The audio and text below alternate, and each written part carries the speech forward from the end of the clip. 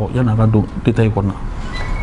Bon, n bɛ Ala barikada Ala min ye bidon yira anw ni aw la. An bɛ kalo min kɔnɔna na fana nin ye yafa kalo ye, nin ye ɲɔgɔn dɛmɛ kalo ye, nin ye kalo ye kalo min an bɛ Ala subahana taala an b'a deli pour que lafiya bɛ se ka na jamana in kɔnɔna na cogo min na. Ne bɛ se k'a fɔ nisɔndiyara ka sababuya kɛ fɛn caman tun bɛ kunpanna mɔgɔ dɔw ma, an bɔra o kunpanw kɔnɔna na ka sababuya kɛ mun ye. A fɔlɔfɔlɔ ye min ye, ni maliyɛn bɛɛ kan k'i sinsin o kan bi, an ka hɔrɔnya ani an ka danbe o segeli an ma. Ne bolo ni fɛn ka bon bi fɛn man bon ka tɛmɛ o kan. A filanan ye mun ye, n bɛ se k'a fɔ ko danaya nana maliyɛnw yɛrɛ la ka sababuya kɛ bi maliyɛn n'i bɛ kuma i bɛ kuma ka wasa parce que i dalen b'i yɛrɛ la, parce que sikasikanan tun b'an dusukun na waati dɔ la, mais ni nana kɛ sababu ye sisan ka mɔgɔw la kunun kura ye. O tɛmɛnen kɔfɛ kuma ninnu kɔnɔna na an y'a ye k'a fɔ jugu dɔw bɛ yen u bɛ fɛ ka dankari k'a jira k'a fɔ ko gouvernement ye gouvernement fila ye, sɔrɔdasiw ka gouvernement ani civiliw ka gouvernement. Nɔgɔ bɔr'o la kunun k'a jira k'a fɔ diɲɛ seleke 14 bɛɛ lajɛlen na k'a fɔ gouvernement ye gouvernement kelen de ye, a bɛɛ bɛ baara kɛla o cadre kelen de kɔnɔna na. Donc k'a jira k'a fɔ ko équipe de bɛ yen, équipe gouvernementale de bɛ yen, ni Choguel y'o premier ministre ye, ni Assimi y'o président. Maintenant mun de fɔra, a jirala k'a fɔ an ka armée n'o y'an ka tenitigiw ye, bi ni kalo damadamanin kɔnɔna na maramafɛn min sɔrɔla ka d'u ma a bɛ nin wasa kɛ k'a sababuya kɛ tubabuw ko monter en puissance. Donc o monter en puissance o nana kɛ sababu ye bi an bɛ se k'a fɔ ko jamana in kɔnɔna na hakilisigi nana yɔrɔ caman na, parce que hali réfugiés min tun bɛ kɔ kan caman bɛnna ka kɔsegin kɔmasegin kɛ ka na jamana kɔnɔna na, et puis an y'a ye k'a fɔ djihadistes caman neutralisé la, et que o tɛmɛnen fana kɔfɛ an bɛ foli kɛ parce que recrutement caman kɛra. Hali a fɔra ko Faransi bɛna taali min kɛ ka bɔ an ka jamana kɔnɔna na, a fɔra k'u mana bɔ yɔrɔ o yɔrɔ la maliyɛnw bɛna taa sigi o yɔrɔ kelen na. Donc o bɛ mun jira, o b'a jira bi k'a fɔ vraiment an ka armée wasa donna na, an ka intégrité territoriale o bɛ nalen an bolo dɔɔni dɔɔni. Donc o tɛmɛnen kɔfɛ an bɛ se ka nisɔndiya min fɔ kuma in kɔnɔna na, o ye mun ye tuguni, a jirala k'a fɔ ko yuruguyurugu kɛlɛli, ko mɔgɔw tun b'a miirila k'a fɔ ko a jɔra, mais premier ministre y'a waleya, ministre de la justice yɛrɛ sigilen ɲɛna k'a fɔ ko baara ninnu bɛ sen na, ko mandat d'arrêt international dɔw dira. O tɛmɛnen kɔfɛ ko dossier caman de taara ka di Cour suprême mɔgɔw ma ko baara ninnu bɛ sen na, ko mɔgɔw kana miiri k'a fɔ ko baara ninnu tɛ sen, ko baara ninnu jɔra. A jirala fana k'a fɔ ko bi bi in na tiɲɛ de don gɛlɛya caman ko bɛ fɔ, mais n'i ye gɛlɛya ninnu ta k'a lajɛ, c'est pas parce que Mali b'a fɔ a t'a ka engagement honorer an dɛmɛbaaw ye, mais que hali ni wari taara jiginɛ ninnu kɔnɔna na, CEDEAO mɔgɔw ye mesures min ta, o kɛlen bɛ sababu ye ka gɛlɛya don an n'an ka partenaires tɔw ni ɲɔgɔn cɛ. Mais an bɛ ministre des finances an b'a fɔ nin yɔrɔ in na k'a sababuya kɛ administration ma jɔ. A dun dɔnna k'a fɔ ko 15% ko administration malienne ko budget min n'u bɛ baara kɛla n'a ye bi ko 15%, mais nin waati in kɔnɔna na foyi ma dɛsɛ. Donc o bɛ mun jira, a b'a jira k'a fɔ ko Mali sɔrɔ a boso cogo bi a ka ɲi. O de ye bonne gouvernance. An bɛ se k'a fɔ ko bonne gouvernance bɛ yen. Et érection du train de vie de l'État. Mɔgɔw ye an ye kɛlɛ kɛ ni o kumaw min ye k'o fana bɛ yen. Donc o bɛ se k'a fɔ k'o ye nisɔndiya ko ye. Mun wɛrɛ bɛ yen tuguni a yera k'a fɔ ko gɛlɛya in kɔnɔna na an ye jɔyɔrɔ ɲɛnaman sɔrɔ sɛnɛ cadre kɔnɔna na n'o ye an ka kɔɔri baarali ye. Donc o bɛ mun jira o b'a jira k'a fɔ ko cɛsiriw bɛ sen na malgré maintenant min ye diɲɛ gɛlɛya ye surtout bamananw b'a fɔ ten sugulafɛnw gɛlɛyali mais mondialement yɛlɛma dɔw kɛra mais Mali gouvernement ye disposition ta pour que nɔgɔya bɛ se ka kɛ o feerefɛnw na an ka sugu kɔnɔnaw na cogo min na donc an bɛ se k'a fɔ que gouvernement a bɛ hakili sigi baara la n'i y'a jateminɛ front social tiɲɛ de don k'a fɔ peut-être que gɛlɛya ninnu nana kɛ sababu ye syndicats ye walan sɛmɛ i m'a faamuya mais hali n'i y'a ta cogo o cogo ma an bɛ se k'a fɔ ko accalmie nana parce que an ka denmisɛnninw yɛrɛ bɛ taalen école la cogo min na fo examenw bolo dalen k'a sɔrɔ mankan t'a kɔnɔna na moi je pense que ça c'est quelque chose un atout en tout cas considérable à ce niveau maintenant o bɛɛ tɛmɛlen kɔfɛ i y'a faamuya parce que jɔsenw min kun fɔra premier ministre fɛ n'o ye réforme politique ni institutionnelle a yira k'a fɔ ko assises min kɛra baaraw min kɛra bolodaliw min kɛra o la fɛɛrɛw min bɛ sen na vraiment que baara bɛ kɛ la donc fo kana se élection yɛrɛ labɛnniw ni fɛnw ma donc ko baaraw bɛ sen na et moi je pense que le bilan là il est positif o ye ne ka faamuyali cogo ye maintenant yɔrɔ dɔw bɛ yen fo an ka ɲɛfɔli kɛ maliyɛnw ye kosɛbɛ a fɔlɔ ye mun ye an ka bɔ CEDEAO kɔnɔna na kosɛbɛ o kuma yɛrɛ tun bɛ yen o kuma ne b'o o pied n'o cɛ ma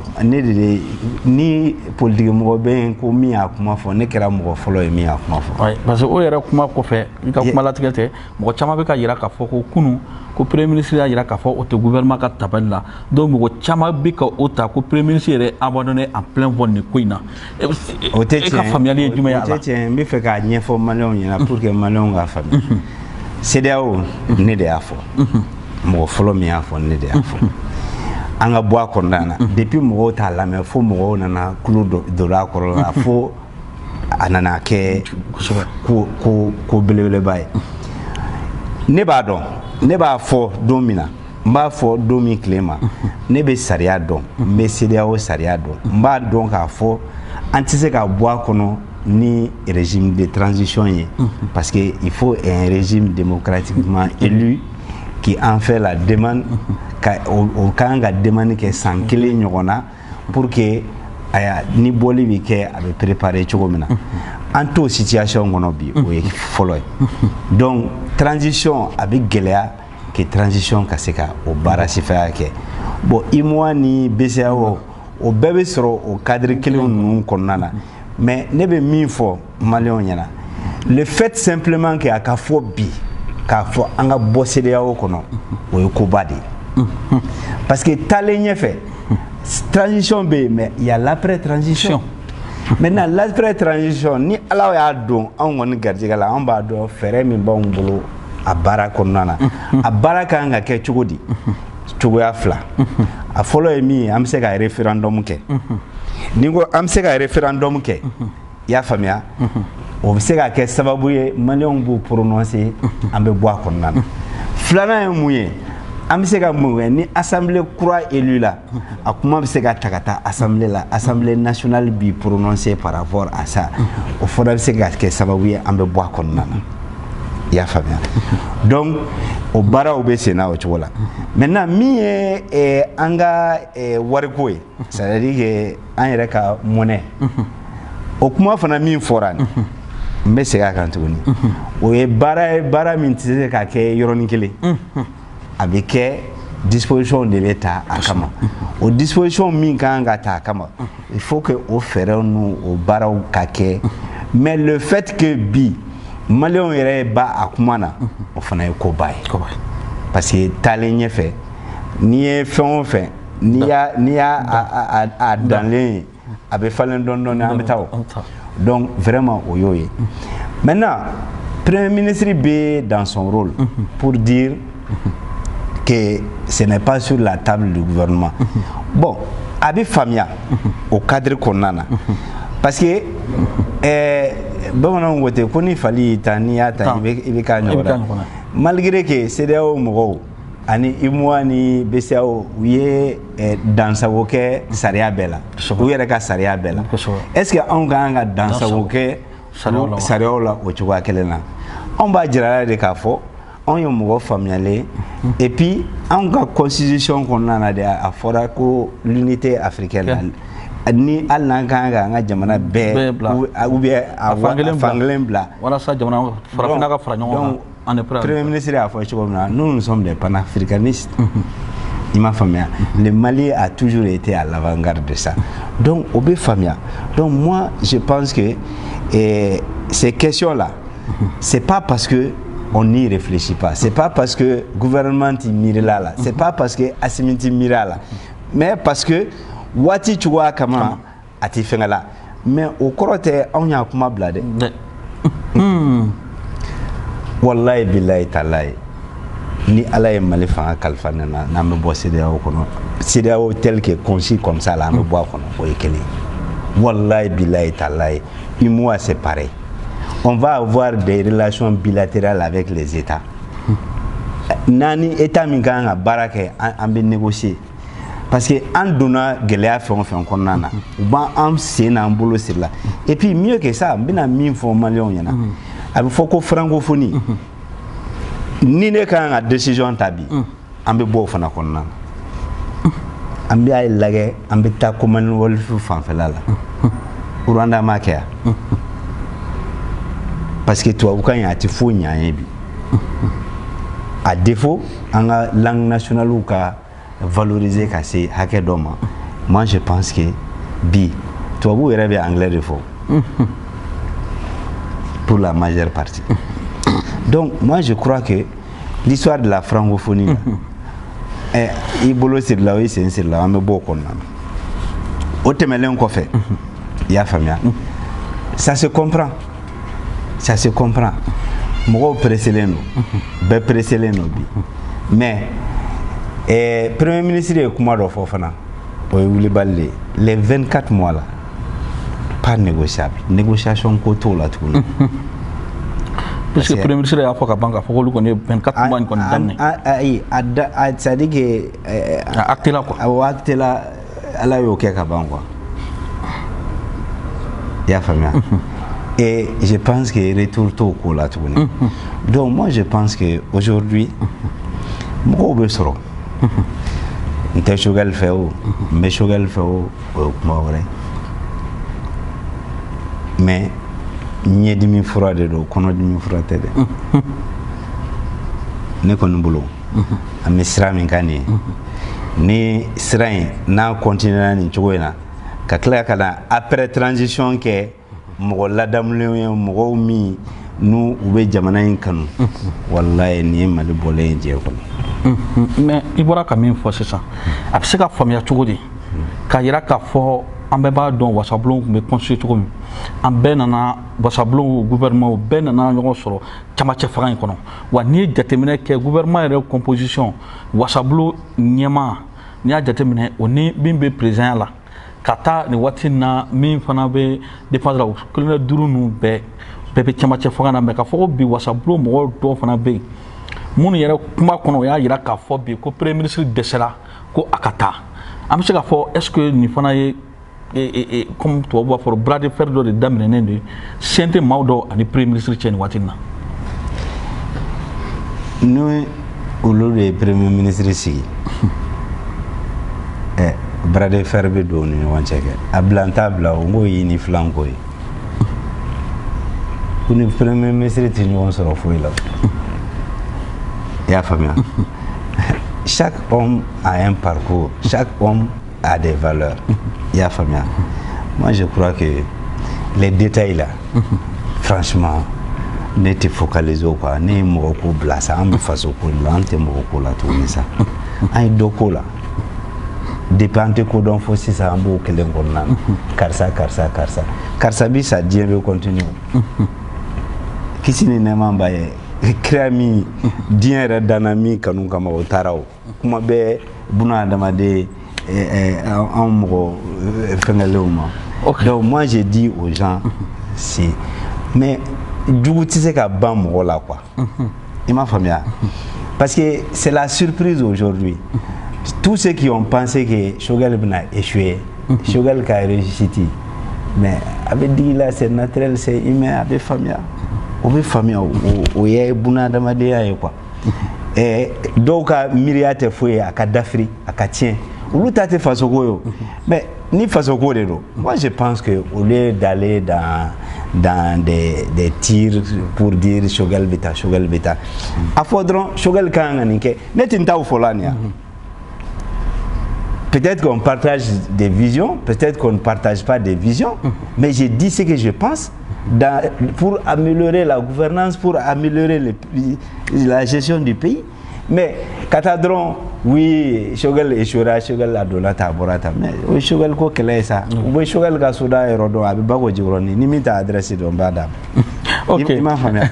Mais ça ne sert à rien. Moi, je pense que Choguel, mais aujourd'hui, c'est le premier ministre du Mali sous la transition.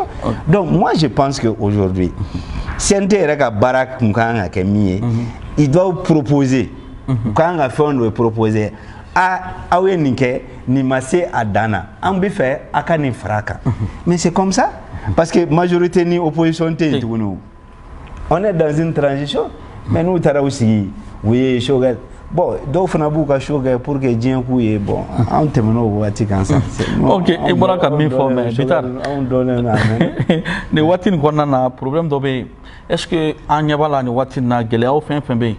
Boraka fo Premier ministre fana bɔra k'a fɔ kunu kɛnɛ kan k'a fɔ ni jateminɛ kɛ ale ka gɛlɛya bɛɛ a bɛ kuma dɔw fɔ parce que ale de y'a fɔ a bɛ kɛ mankan ye mais mɔgɔ dɔw b'a fɔ o tɛ yen ko mɔgɔw fana bɛ yen nin waati in na min fana tɛ ka sɔn c'est à dire yɛlɛma min k'a fɔ minnu yɛrɛ fɛ ka tɛ ka sɔn ko donc mɔgɔ dɔw yɛrɛ fana bɛ yen o bɛ ko bɛɛ kɛ parce que ale de don mais nin waati in na n'i ye jateminɛ kɛ gɛlɛya ninnu na Mali régilen bɛ ti texte saba ye min ye acte fondamental o bɛ yen constitution bɛ ka fara charte kan maintenant n'a ma ɲɛ aw bɛ ka taa déjà acté est-ce que vraiment ka kɛ nin waati in na min ye constitution ye soit ka suspend ka bɔ yen ou bien ka fɛɛrɛ sɔrɔ parce que olu yɛrɛ bɛ ka baara kɛ ni constitution min ye o constitution kɔnɔ a bɛ ka yira k'a fɔ ce sont des criminels parce que ils ont commis un coup d'état est-ce que réellement i bɛ ka baara kɛ ni baarakɛminɛn min n'o b'i yɛrɛ incriminer est-ce que vraiment ka sɔrɔ nin na pour que an ka se ka bɔ nin showbiz nin bɛɛ kɔnɔ parce que minnu fana b'u k'u kɛlɛ u b'u k'u baser ni constitution kelen de kan.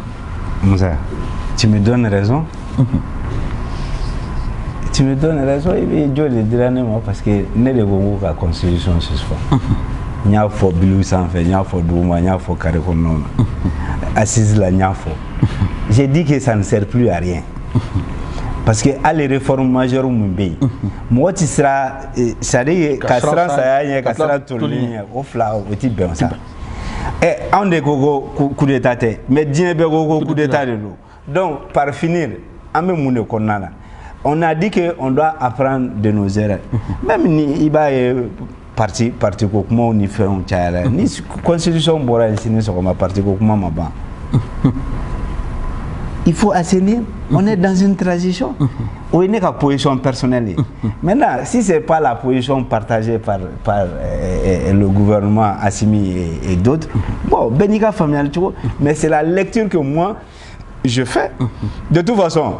Ni amata république kura konnana 4e république konnana Moussa ni ala e fanga no wana amata 4e république konnana parce que ne bina dromba suspend mais ame donner le manyama koro parce que c'est pas comme ça Benika familial tu parce que ne codé yemi foni ambe charte ta c'est ça la charte de la transition am go be mina constitution on ambo ta ambo bloc donc bara avec une charte drone Barati ni constitution ni charte ni fait charte clé il va gérer charte clé de transition gérer ni charte clé et transition gérer avec sababu réforme majeure au niveau mimbe maintenant assemblée c'est-à-dire CNT mimbe CNT mbi élément de cas que constituante la constituante qui va faire la quatrième république.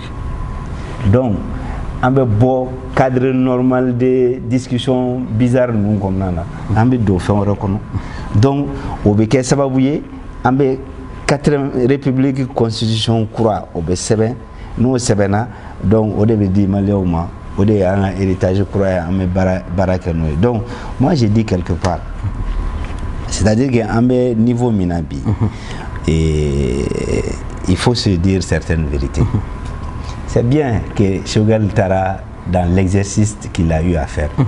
Mais le CNT là, il faut évaluer les gens.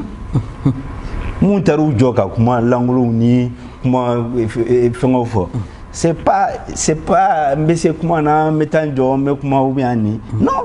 Nous aussi on a besoin, le peuple malien a besoin aujourd'hui qu'on évalue tous les membres du CNT, qu'on puisse le savoir.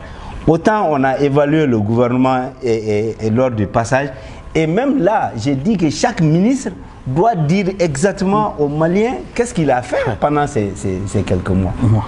Parce qu'on est obligé, nous aussi, on est comptable de ce bilan. À la fin de la transition, on est comptable parce qu'on est borac là, on est gazif là, ils attendent, on est obligé. Donc, le devoir de rendre compte là, c'est une obligation. Et cette obligation-là, moi j'ai dit, il y a des gens qui ont Choguel a d'autres et Assimi a d'autres, ni a d'autres, ni a d'autres. Où il y a des où est mis que CNT qu'on a, est-ce que le salaire qu'ils prennent là, est-ce qu'ils le méritent? C'est nos sous, c'est le contribuable malien qui paye ça. Donc moi je crois qu'on est dans un exercice maintenant, on doit tous se transcender, élément. Ça c'est comme ça. Hein. Ok, d'accord. Il y a une question passée peut-être dernière question est passagère. C'est par rapport au passage à l'EB, c'est un membre de là. Donc surtout au niveau le Premier ministre n'est pas bon dans le boubou du Premier ministre, mais il est bon dans le boubou d'un activiste et un clan de partis politiques. Est-ce que Amzaka Fobi Munuga attente Kounye Kafoko Biko et Premier ministre na Taranina, ko Nyaka Fanga Bine, ko Nyaka Premier ministre Bane, Munugu Cinéma, est-ce que Amzaka Fobi Biko Foroji quoi? Ko ni kira sababu ka d'offre Premier ministre Fanga. Moussa, tu sais, on dit que les ridicules ne tuent pas. Il m'a fait bien. Et en bas, ni do comparer dollar, do bani mon évita salahara. Allah est boulon d'enduro inda marque qu'il est ça. Moi je pense que d'attiba da ça vous faut. Mais fier de toi, avec moi. Moi je ne rentre pas dans les considérations de personnes. Jamil Bitar n'est rien. Moi je suis un Malien sur 20 millions de Maliens. Ne comme ça ne donne. Mais même qu'on a beau fort, même akila la, ala min kalfanambo de fort. Mais nebe min fort, on a des valeurs, c'est-à-dire que valeurs doivent mal qu'on a un an boye ça. Moussa ibn boye ne jafsale no ke boye ça. Il m'a famille ni faso ko de ni min fait. Mba fo faso jo cadre la menace au mal la menace au before de a une proposition. Mais ne gâteau Moussa Beta Kanga Keta Moussa mais Moussa moi je pense que quelque part où t'es face au joie ça oui Morocodi il m'a famille et puis moi j'ai dit aux gens ni Allah est fait un calfamine à domina tuluni taka black on a fini la kamene na bi ke malika made mais ni mi ko de santa mais comme ibeka ya ke chugomina nta mentison ni ne ta tinyana bo o ko no ko re. Mais nous, on pense que en damé, il m'a famille, en anga yérema horoya mi segnama, faut to bon ça. Ok. Bon, ne vais pas continuer par Marakana, que audience ga sega soro. Ningali sababu mbolo mais Moussa Ka ningali fait, ningali do bora kono. Chaque fois président il y a faut à gelea. n'engagé de la famille 80 amena keta. Est-ce que Jamil Bitar be ka fodi ka be na ke candidat? Ali mɔgɔ min tɛ misiw min yɔrɔ la i b'a dɔn k'a fɔ ko jifilen tɛ yen. Parti politique bɛ sigi mun kama? C'est aller à la conquête du pouvoir et l'exercer. Ne bɛ don politique la mun kama? Ne ɲɛ tɛ kunna la o. An bɛɛ bɛ parti an y'an ka partiw créer o cadre kɔnɔna na. Donc ni Ala ka jɛ ye n tɛ kuma Ala kɔfɛ. Ni Ala ka jɛ ye ne kɛra candidat ye ka tɛmɛ awa n bɛ préparer la parce que projet min bɛ n bolo Mali kama. Je pense que a bɛ se ka Mali bɔ nɔgɔ la, a bɛ se ka Mali bila niveau la niveau min a bɛ se ka kɛ tare tare. Sisan ne yɛrɛ ka ɲininkali Banque mondiale y'a ka baaraw a n'a ka dɛmɛw dulon Mali la. E ye opérateur économique ye. E yɛrɛ bolo nin décision in e b'a faamuya cogo di? A bɛ se ka degun jumɛn las'an ma? N bɛ min fɔ nin ye Banque mondiale FMI nin bɛɛ ye système min a bɛ continuer ka an don jɔnya juruw kɔnɔna na. I ma Banque mondiale ni FMI ye jamana si la ko o jamana lafiyalen don. Moi j'ai dit ça m'engage. I ma faamuya? Bi an bɛ nin situation gɛlɛya kɔnɔna na ni an tun bɛ se ka financement ordinaire kɛ yɔrɔ wɛrɛw la peut-être que k'a sɔrɔ ninnu ka gɛlɛya ta an kan. I m'a faamuya? Sisan tun b'a sɔrɔ an tɛ nin kuma fana na o. Moi je pense que kojugu ye mɔgɔ karamɔgɔ ye mais taalen ɲɛfɛ n bɛ segin a kan fana ni Ala y'a kalifa ne kɔni na Banque mondiale FMI an bɛ solution wɛrɛ sɔrɔ o fana na. Sisan ɲininkali filanan I yɛrɛ y'a fɔ I ye parti ɲɛmɔgɔ ye parti ta de ye ka fanga ɲini. N'an ye Jamil Bitar kibaruya mɛn M5 sira don question d'actualité o don mais I ka formation politique ni ma fili MCATT a kibaruya a kow bɛ cogo di? Ni y'a ye anw bɛ M5 kɔnɔ parti in ko de don ni parti tɛ an b'an yɛrɛ sɔrɔ M5 kɔnɔna na. C'est pas la personne de Jamil Bitar, c'est le parti qui est dans le M5 et c'est le parti qui nous a amenés à ce niveau. Les partis, au fait, aujourd'hui, il faut que les gens comprennent une chose. En donnant quel est de kono, avec mouvement de kono. Au mouvement, il va de soi. On a parti de Ronteo, on a parti Chaman association. C'est-à-dire, malheureusement, fara la nyongani. Bon, ni fait un bel de parce que Jamana Koubé bon chocolat. Si on veut se singulariser aujourd'hui, parler de notre formation politique, moi je suis pour le principe aujourd'hui que parti Begachi. Pour te dire, je veux que tout parti fait même mal à Begachi, Anga Segaka. Parce que multipartisme intégral, ça a mené un désordre. Aujourd'hui, c'est un désordre fou. Au désordre mais e ka fɛn dilan ko dangana kari I yɛrɛ la o ye kojugu ye o ye ko kɛcogo ye a tɛ se ka kɛ o cogo la donc c'était dit sinon on se porte bien M5 yɛrɛ kɛra sababu ye fana adhésion caman de kɛra an ka parti la yɔrɔ caman na n b'o fana f'i ɲɛna merci M5 RFP. Donc sisan n ka ɲininkali laban ɲininkali laban bɛ Faransi de kan ni heure in na deuxième tour bɛ sen na. Macron ni Marine Le Pen bɛ ɲɔgɔn na Macron bɛ muso ɲɛ a ɲɛ dɔɔni. Sisan ni Ala y'a kɛ Macron garijɛgɛ nana don a la. Est-ce que bolo min tɛmɛna ani Mali cɛ fo kana se Faransi ambassadeur gɛnni ni fɛn caman ma est-ce que bolo Macron bɛna leçon retenu k'a ka taabolo lajɛ Mali ka fan fɛ? Ayi I kana douter là. Macron est anti-malien et il va le rester, il va le demeurer. Et moi aujourd'hui, si j'étais français, j'allais voter pour Marine Le Pen. Ça n'engage que ma personne. Macron s'est dit déjà vu, Agnaye, à l'œuvre. Gɛlɛya caman bɛ diɲɛ kɔnɔ bi hali Russes ni Ukrainiens ka kɛlɛ pour que k'a déclencher c'est Macron, c'est lui qui est allé faire ces bêtises là-bas. Maintenant il veut embrasser tout le monde dans ça. Boko Haram tout ça là ni bɛɛ ye Faransi ye Faransi mun pour des intérêts qu'on ne dit pas souvent. Moi, je pense que Macron n'est pas qualifié pour gérer la France. La France, c'est vraiment un état de référence en réalité. Mais regarde, prends, il n'y a histoire de France et ta guerre.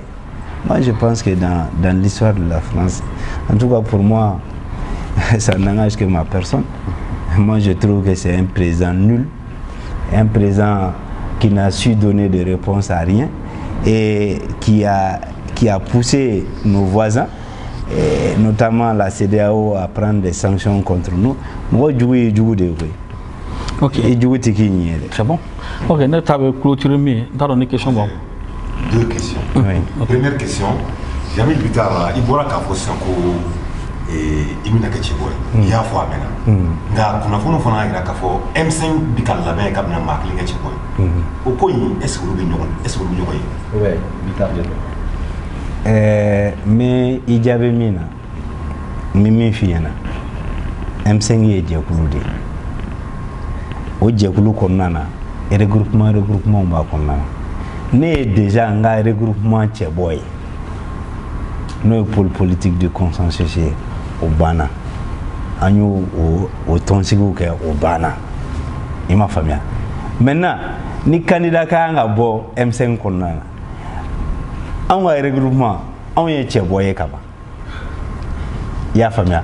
Donc ni mɔgɔ wɛrɛw bɛ M5 kɔnɔna na k'a fɔ hakilina b'u fana na ni bɛn kɛra la salam ni bɛn ma k'a la sira ka jan mais bɛɛ bɛ se k'i ta ta. C'est comme ça. Donc mais a ka d'an ye bɛn ka sɔrɔ a kɔnɔna na. Ni bɛn sera ka sɔrɔ M5 kɔnɔna na M5 yɛrɛ dɔrɔn tɛ parce que an kelen tɛ o. Tous les forces du changement, c'est-à-dire que fɛn o fɛn n'i ko ko yɛlɛma ka na regroupement wɛrɛw bɛ yen min tɛ M5 kɔnɔna na n'an bɛɛ sera ka kɛ hakilina kelen ye parce que an juguw bɛ yen o ma ban fɔlɔ koyi. Donc n'an bɛɛ sera ka bɛn ka kɛ hakilina kelen ye ka bɔ ni cɛbɔ kelen ye min bɛ se ka victoire d'an ma pour que continuité bɛ na après la transition. Salam. O kɔfɛ dɔw ko jɔyɔrɔ kɛlɛ bɛ M5 kɔnɔ ko dɔw gɛnna o ma bɛn dɔw ma o jɔyɔrɔ kɛlɛ in min bɛ yen o tɛna se kɛ sababu ye ka ni jɛkuluba min ye jamana yɛlɛmali sira kan k'a yogoyaba wa. Ayi a fɔ mun na autorité morale yɛrɛ tun bɛ M5 la ni Dawula ni Yanga tun bɛ mɔgɔ la a tun b'a mɔgɔ la ka tɛmɛ o kan. O bɔra kɔnɔna na est-ce que a cira mɔgɔ wɛrɛw tun bɛ yen n'olu tun bɛ yen mɔgɔ caman n tɛna don bɛɛ tɔgɔ citeli la qui sont des leaders olu bɔra kɔnɔna na olu Yanga ka bon ni mun bɛ kɛlɛ la bi M5 cira. Moi j'ai dit aux gens adamadenya la ni bɛn kɛra min kan an ka baara kɛ n'o ye. Maintenant ne yɛrɛ kelen ka intérêt personnel kama a bɛɛ ka ci o fana ye ko wɛrɛ ye dɛ. Ne kɔni dalen b'a la M5 tɛ ci dɛ. Hali n'a danna anw ka regroupement kelen ma anw bɛ to a kɔnɔna na anw bɛ to a kɔnɔna na an tɛ bouger. Donc c'est vous dire quelque part que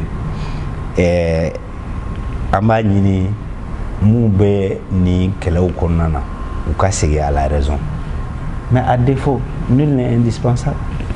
I bɔra ko min fɔ ne yɛrɛ tun bɛ ka kuma kuncɛ n'o de ye ka baro yɛrɛ kuncɛ i bɔra ka min fɔ mais n'i ye jateminɛ kɛ a kɛlɛ bɛɛ sɔrɔlen don k'a fɔ ko premier ministre min M5 kɔnɔ bi min kɛra premier ministre bi min bɛ primature la ko o bɛ kɛnbɛ ka bin ka comité k'o présider donc maa caman hakilina na bi a bɛ waati min na comme a bɛ primature la a kan ka démissionner ka bɔ yen k'a sɔrɔ an b'a dɔn waati min a numera a danga tun bɛ yen o y'a bila bi Buba bɛ ka pɛ mais munna bi M5 ko bɛɛ talen bɛ ka résumer ni premier ministre yɛrɛ kunna ka kɛ ko ye ko n'ale b'a kunna foyi tɛ se ka ɲɛ fo ka na kɛ gɛnni min kɛra kuma sugu bɛɛ fɔra ko a ye sariyaw bɛɛ sɔsɔ ko wa aw tɛ se ka mɔgɔ gɛn.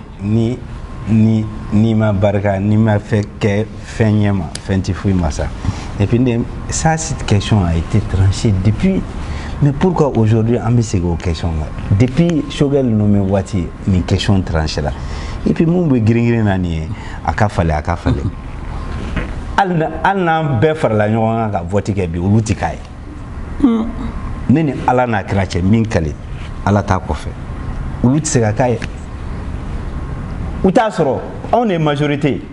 Ningo on est majorité, ça se comprend. Parce que débat in kera ka temo. Débat kera kan quoi? Débat kera kan depuis premier ministre be sigi wati mina. A question vide là. Mais tout le temps ni mouvement ni do kera wati do la ni extérieur pression ke wati do la dron ou be boni nunko. Et puis bon, nere kroke no MK patron minata ni mo mso no fait pour que a bagasi passé ni wati na koroga ko chaile no amma quoi. Hein, il y a famille. Non, moi j'ai dit franchement, on est dans une situation où certains pensent que ni Choguel Bora ou Loudemina, mais Choguel Bora ou Loutina. La mouvance est trop grande pour ça aujourd'hui. Donc ni koro be joro ko kelen di place ko kelen di na be o de ke no te monelo et refléter et journaliste. La vie des Maliens m'a fait M5 cadre par rapport à Choguel. Choguel n'est plus Choguel M5. Non, Choguel est devenu le Choguel des Maliens maintenant. C'est comme Assimi. Il faut que les gens comprennent ça. Choguel n'est pas là, M5 seulement. Ok, mais président, il fait une suspension quoi fait?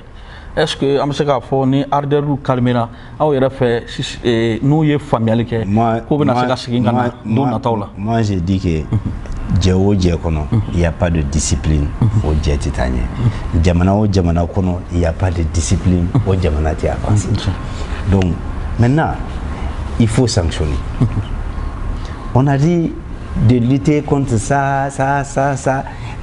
La solution c'est quoi? Il faut sanctionner. Il faut moraliser. Mais ni un mot que si nous-mêmes au niveau du M5 on ne peut pas montrer le bon exemple, mais c'est pas la peine. Je pense que mais ni ma Jennifer mi il va tout inquiet. Il m'a famille à la côté oui.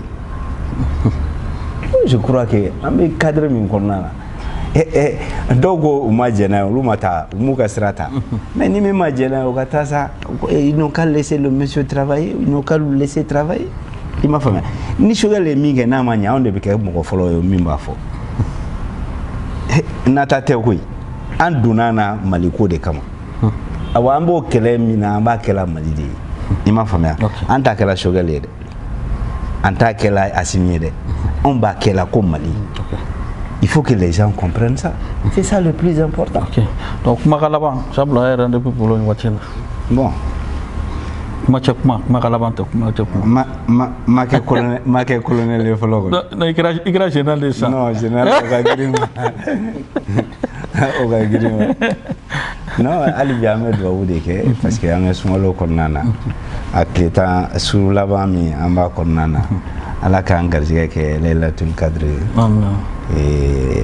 Ka anga jurumu ka be kafari ka anga jurumu be yafa ala ka nema ala ka se jamana ma jamana ka laɲini mi no ye basigi ani dunga fa sabatili ani kɛnɛya jamana den bɛɛ lajɛlen an bɛ dubabu kɛ o tɛmɛlen kɔfɛ kɛlɛ min bɛ Mali kɔnɔna na bi an bɛ dubabu kɛ mun tanyana kono an bɛ dubabu kɛ mun fana n'u jogina n'u bɛ degun kɔnɔna na ni waati na an bɛ dubabu kɛ ala ka kɛnɛya di an n'u ma an bɛ dubabu kɛ